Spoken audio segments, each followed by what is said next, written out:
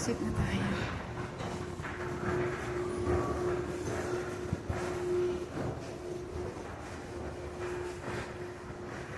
Dito na tayo. Exit na tayo.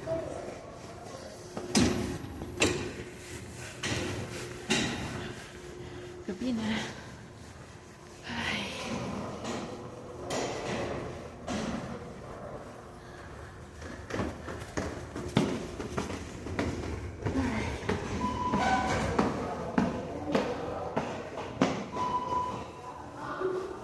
Tama lang tayo sa exit na. Pero punta muna tayo dun sa may ano. Sa may ano ba yan?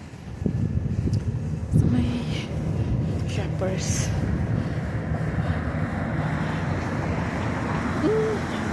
Kahit naman hindi na ako bibili muna, bukas na lang. Oo nga. Ano ba bibili na ako? Huwag na muna ako magbili, bukas na lang. Oo. Bukas na lang. Tinapin ako. Ayan. Malamig.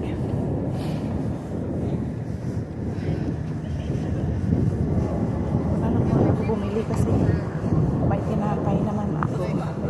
Bukas na lang paglabas ko. Kasi lalabas naman ako bukas. Maano po siya? Liwanag pa. Mahangin.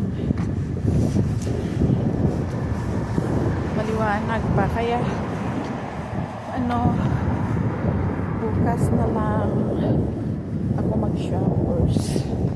Uwi na lang tayo. May tinapay pa naman ako. May kape. May gatas pa. So, bukas na para may rason. Kasi, i-grab na natin guys yung paglabas dahil babalik na sila lola at lolo.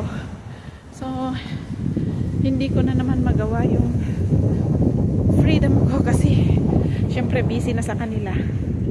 Rushing time na naman. Magkataon na naman. Yan, sobrang mahangin. Malamig pa din. Wala na yatang summer dito. Talagang ano na yata, winter na. Winter na naman yata. Malamig. Malamig. Ayan. Ang lamig. Maliwanag pa. Kaya dito tayo maglakad. Wala, hindi na ako bumili. Pumunta kami ng Eton, Dundas. At sa wakas nakapunta dun. At nagpicture-picture syempre. Alam mo na. And kumain kami sa Jollibee. Sa wakas, yung naantala last Saturday kasi nga walang subway. Maraming under construction kasi. Kaya close ang subway papunta ron. Ayan. Naglalakad tayo pauwi na sa bahay. Kasi malawag pa. Ayan, park din ito. Ayun yung teacup. Liwanag pa yung mga bird. Diba? Ang gandang pakinggan. Yan. Tinawag ko yan na teacup. Kasi nga, yung teacup na yan, may tubig na lumalabas. Parang tap ang dating. Liguan ng mga bird.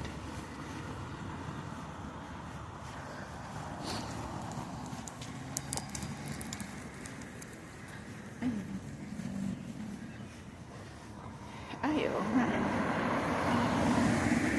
Nag-vlog sana tayo kanina, no? Pero okay lang. I-post ko naman to sa Facebook. Ay, sa ano? Sa aking YouTube. Lamig pa rin guys. Buti na lang may hat ko dito. Tinanggal ko lang. Ayan, maliwanag pa. Alas 9 na dito atasado. Pero maliwanag pa. Kasi nga, yun ang weather dito. Ay, back to being busy na soon guys. Yung rushing time paglabas. Kumain sa labas. Nagmamadali umuwi. Nakaregay naman na ako. Ready na namang sumabak. Yun ang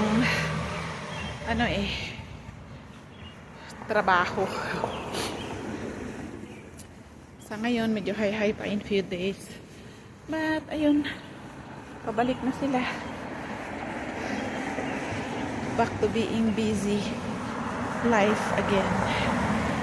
Ayun ang buhay Canada. Alam ng mga tao. Siguro yung iba, nag-hi-hi sila. Oo, mag-hi-hi ka rin kung gusto mo. Pero, limit lang.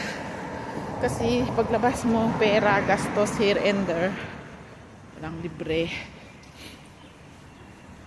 At grabe ang gastusin dito, guys. Kaya, kailangan talaga ng mahigpit na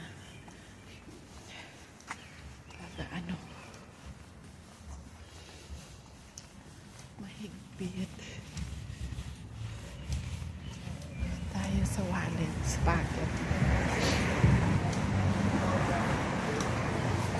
Lipat na tayo sa kabila dahil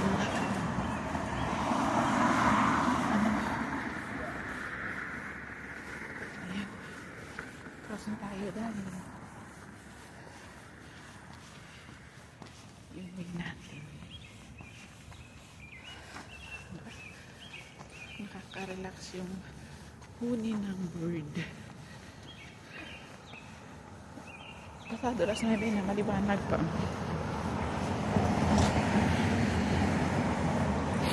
Busog na busog ako. Kumain ako ng palabok, tapos 2 chicken. Tapos yun, pineapple juice kami. Malayo kasi dito. Pero worth it. Nakagala ng few hours. Kaya sulit na sulit.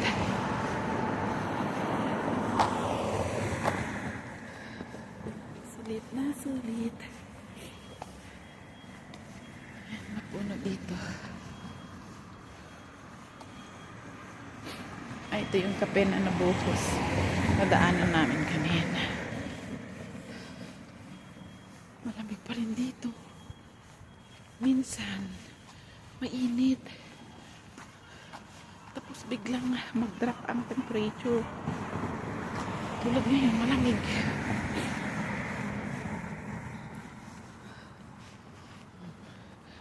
Kaya ito, pag yung medyo madilim na, hindi ako dumadaan dito pa uwi.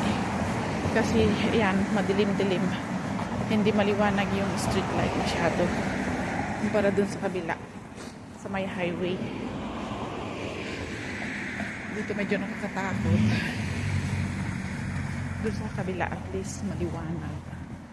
Hindi ka langanin maglakad. Kasi dito ang puno.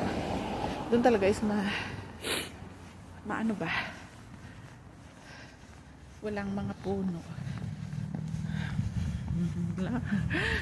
Tumaba na. Dahil nakakatulog ng maayos. Pagbalik ni Lola, back to normal na naman kami sa pagtulog. Pero sanay naman yung sarili ko dahil pati sa ngayon hindi ako nakakatulog ng maaga. Ay. Okay guys, thank you. Ayan, share ko lang sa inyo. Nag-enjoy lang na lumabas, naglalakad. Kaya ayan, kasi hindi naman tayo kapag-take ng video sa loob ng bahay except dun sa room ko. Maraming mga mata dun guys. Malalakas pandinig ng mga mata na naka-install with recording system. Kaya malinis na ito. No, parang hunted ito. No, malinis na. Tanggal na yung mga weeds at saka bulaklak na malalaki. Pero may tao dito, ba't wala ngayon? Madilim. Ayan. Ito yung magandang bulaklak. Ganda.